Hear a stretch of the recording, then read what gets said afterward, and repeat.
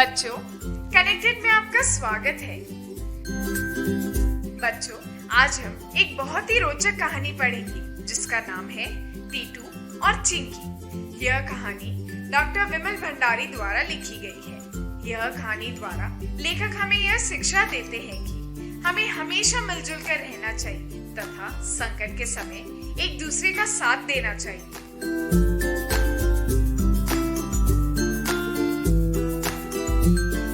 अब हम कहानी पढ़ना आरंभ करते हैं। पहला अनुच्छेद कौन पढ़ना चाहता है? यह कहानी गिलहरी और एक चिड़िया की है। टीटू गिलहरी और चिंकी चिड़िया दोनों पड़ोसी थे। टीटू का घर पेड़ की खोखल में था और चिंकी का घोंसला पेड़ की शाखाओं पर।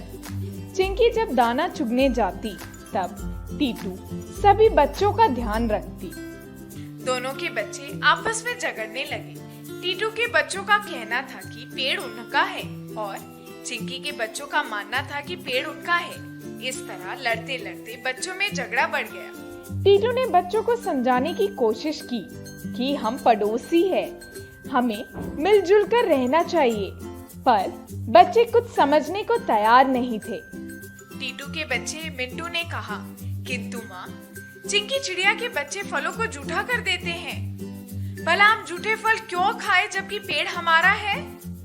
यह सुनकर चिंकी के बच्चे रिंकी ने प्रश्न किया कि तुम कैसे कह सकते हो कि यह पेड़ तुम्हारा है?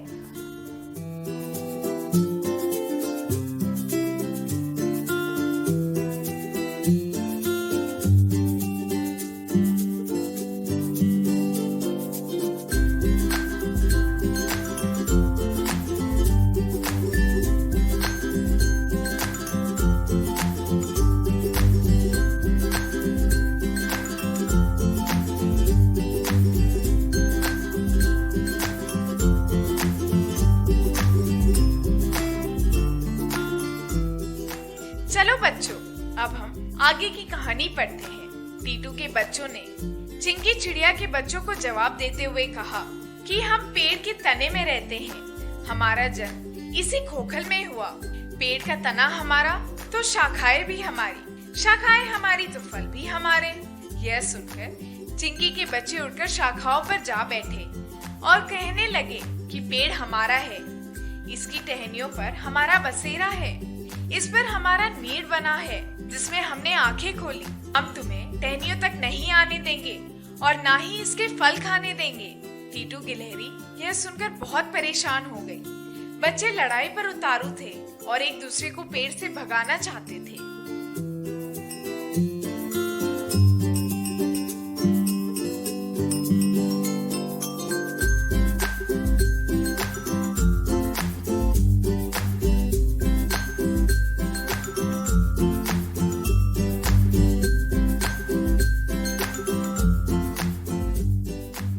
बच्चों, अब आगे का अनुच्छेद कौन पढ़ना चाहता है? टीटू दोनों बच्चों को समझाने लगी। उसने उन्हें कहानी सुनाई। बात उस समय की है जब इन बच्चों का जन्म भी नहीं हुआ था। टीटू ने और चिंकी को अंडे दिए हुए एक दिन भी नहीं गुजरा था कि आसमान में अंधेरा छा गया। तेज हवाएं चलने लगी। डर के मारे चिंकी शोर मचाने लगी। उसे डर था कि शाखाएं हिलने से उसका घोंसला नीचे गिर जाएगा और उसके अंडे फूट जाएंगे। तब टीटू और चिंकी ने मिलकर अंडों को घोंसले में सुरक्षित रखा। फिर कुछ देर में जोरों का बारिश होने लगा। पानी इतना बरसा कि नीचे टीटू के घर तक पहुंचने लगा। यह देखकर टीटू को चिंता होने लगी कि उसका घर डूब जाएगा और उसके बच्चे पानी में बह जाएंगे। फिर टीटू और चिंकी ने मिलकर टीटू के बच्चों को घोंसले में पहुंचाया और पत्ते से घोंसले को ढक दिया। जैसे तैसे रात बीती और सुबह होने के बाद उन्होंने राहत की सांस ली। तब से वे दोनों अच्छे पड़ोसी की तरह आपस में मदद करते आए हैं। उस वक्त उन्हें समझ में आया कि अकेला चना भाड़ नहीं फोड़ सकता।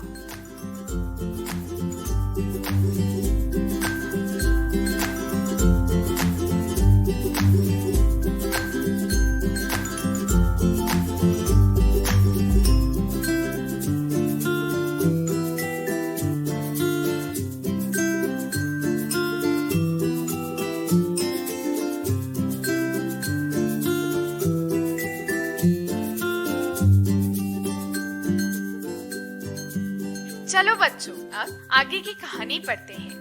टीटू के समझाने पर भी बच्चे शांत नहीं हुए। टीटू के बच्चे बार बार एक ही बात बोल रहे थे कि चिंकी चिड़िया को यह पेड़ छोड़ना होगा, वह अपने बच्चों के साथ कहीं और चली जाए। और चिंकी के बच्चे भी यही बात दोहरा रहे थे। दोनों की माताएं समझा समझकर थक गई, पर बच्चे नहीं माने। वे अपनी अपनी जिद पर अड़े थे। अंत में टीटू और चिंकी दोनों ने पेड़ छोड़ने का मन में विचार बना लिया। बिल में छुपा सांप कब से यह तमाशा देख रहा था। आज उचित मौका देखकर वह बाहर निकला और पेड़ पर चढ़ने लगा। उसने सोचा पहले गिलहरी के बच्चों को निकलेगा। तभी चिड़िया ने सांप को देख लिया और उसने जोर से चिल्लाकर टीटू को सावधान कर दिया और उससे अपने बच्चों को उसके घोंसले में छिपाने को कहा। फिर चिंकी चिड़िया पेड़ के तनों पर चोंच मारने लगी। जहाँ जहाँ चिंकी ने चोंच मारी, वहाँ पेड़ से चिपचिपा गाढ़ा दूध निकलने लगा। चिपचिपे गोंद के कारण सांप का पेड़ पर चढ़ना मुश्किल होने लगा। इधर टीटू ने एक एक करके सभी बच्चों को घोंसले में पहुंचा दिया। चिंकी के साथ उसके बच्चे भी उसकी मदद कर रहे थे। हालांकि उनकी चोंच अभी भी नरम थी। थक हार कर सांप वापस बिल में लौट गया। अभी टीटू और चिंकी के बच्चों ने एकता की ताकत को देख लिया था और साथ ही में पड़ोसी धर्म को भी समझ लिया था। अब उन्हें माँ के समझाने की जरूरत नहीं थी।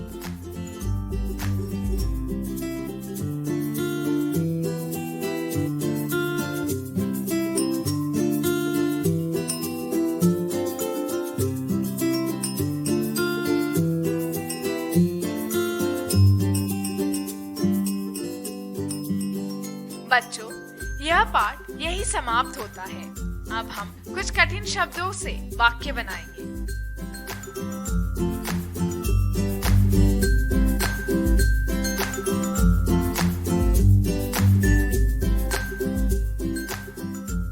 यह रहे उत्तर बच्चों।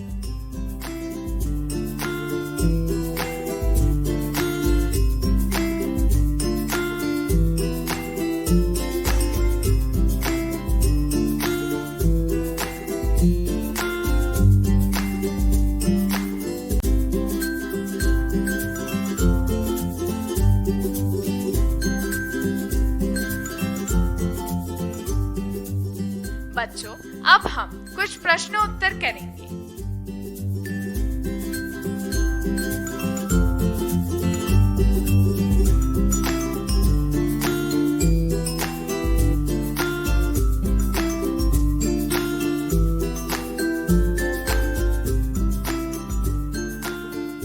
सबने अच्छी कोशिश की बच्चों। यह रहे उत्तर।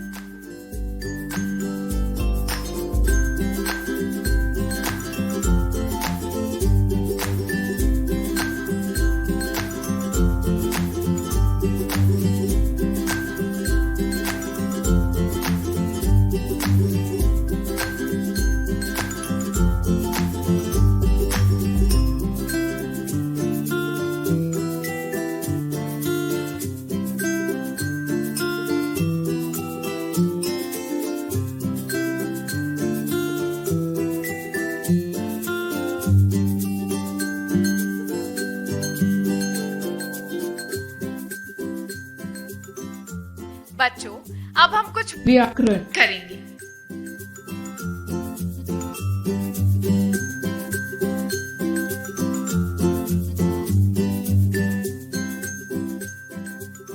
यह रहे उत्तर बच्चों।